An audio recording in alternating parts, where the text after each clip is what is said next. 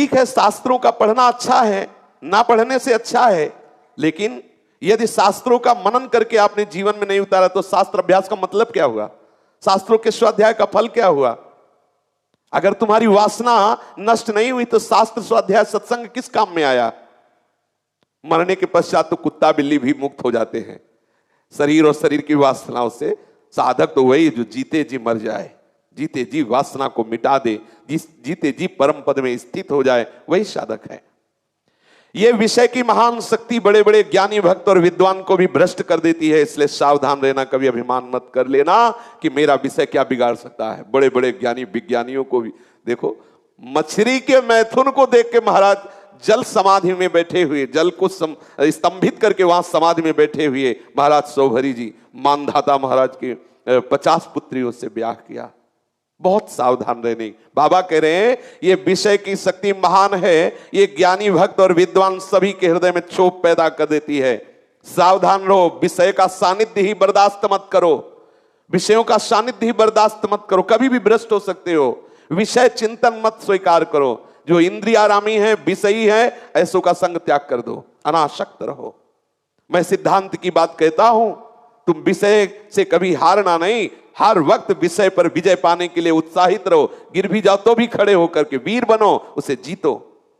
विषयों की ओर से सावधानी रखो, कभी असावधान मत हो। सर्वदा भगवदाकार वृत्ति रखो और विषय और विषयी पुरुषों से दूरी बना के रखो। तुम्हारा शरीर प्रारब्ध के अधीन है, उसकी आवश्यकता प्रारब्ध देगा या प्रभु देंगे, तुम्हें उसकी चिंता नहीं करनी। चित्त को देखते रहो, ये भगवदाकार की तरफ हो रहा है या विषयाकार की। अगर एक बार भी विषयाकार हो रहा तो क्यों हो रहा, क्या गलती हुई? आपका देखना, आपका संग, आपका सुनना, आपका भोजन, कहीं कुछ गलत तो नहीं हो गया? कैसे हो गई ये विषयाकार? कैसे हो गई वृत्ति?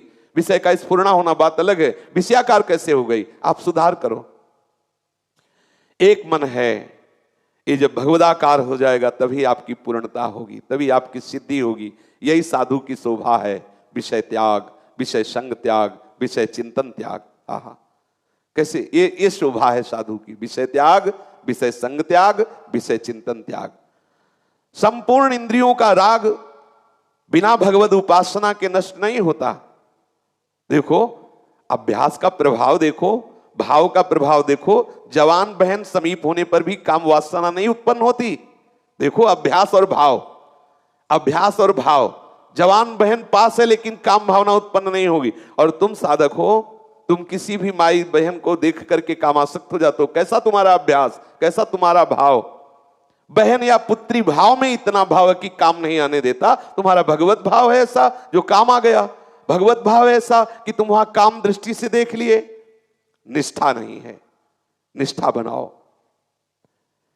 आप सबको यही बार बार समझाते थे, चाहे आंखें खुली रखो चाहे आंखें बंद रखो, आवश्यकता है अंदर के चिंतन की। आपका चिंतन ठीक होना चाहिए। नित्य प्रति आपकी जो दिनचर्या, लौकिक कार्य हो या पारलौकिक कार्य हो, आपका चिंतन ठीक होना चाहिए। विचार का जब तक उदय नहीं होता तब तक विशुद्ध ज्ञान नहीं होता। आपकी आसक्ति इष्ट देव में होनी चाहिए, विषयों में नहीं। सभी प्रकार के साधकों के लिए मैं ये आज्ञा करता हूं कि आसन की स्थिरता ही तुम्हारे चित्त को निसंकल्पता पर पहुंचाएगी। ये बहुत जरूरी, बहुत जरूरी। 24 घंटे में कुछ घंटे आसनों पर बैठने का अभ्यास करो।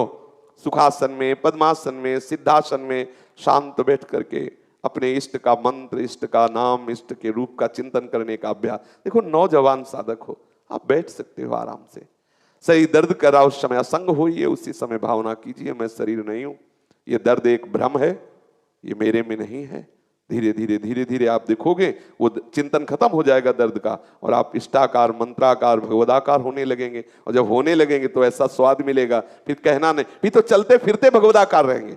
आप थोड़ी देर अभ्यास करने लगे तो धीरे धीरे फिर ऐसा अनुराग बढ़ता है, नशा चढ़ता है। सच्ची मानिए,